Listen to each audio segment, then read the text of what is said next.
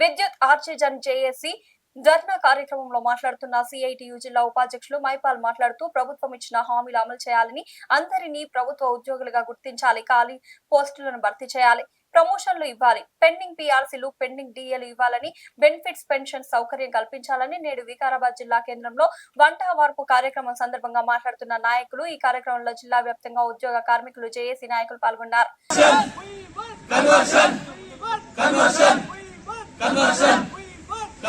గుర్తించుకోరు కాబట్టి మన కష్టం మనకే వస్తుంది.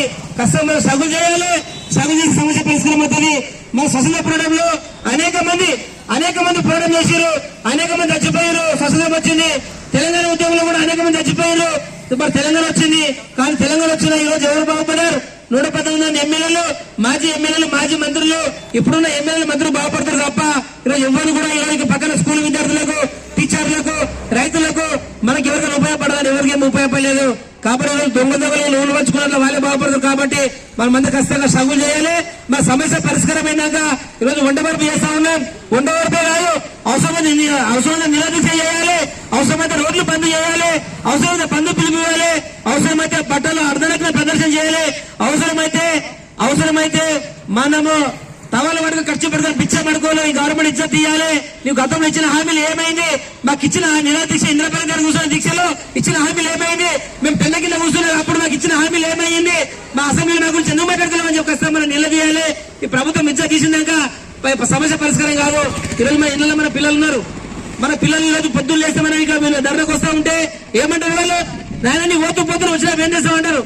ఏమైనా పనులు చేస్తావా, చికెన్ చేస్తావా, మటన్ చేస్తావా, లేకపోతే వచ్చినప్పుడు పోయేటప్పుడు 100 రూపాయలు ఇచ్చిపోంటారా అంటారా?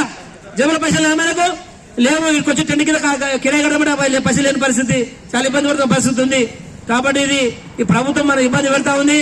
అందుకనే మన కుటుంబాలు మన మీద చాలా ఆధారపడి ఉన్నాయి. కాబట్టి ఖచ్చితంగా మనం స్ట్రగుల్ చేయాలి, మన పిల్లలు బాగుపడాలి, మన పిల్లలు ఇంకా పైసాకి వెళ్ళిపోవాలి.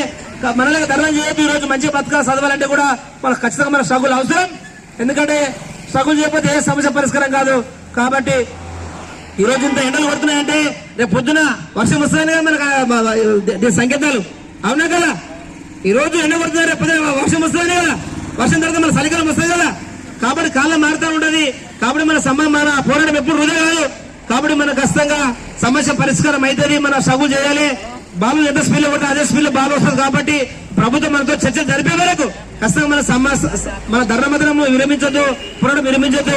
కాబట్టి ధర్నంలో పాల్గొన్న ప్రతి ఒక్కరికి పేరు పేరున సిఐటి యువజన తరపున ధన్యవాదాలు తెలియజేస్తూ ముగిస్తా ఉన్నాం. ఉద్యోగ కార్మికుల ఐక్యత, ఉద్యోగ కార్మికుల ఐక్యత.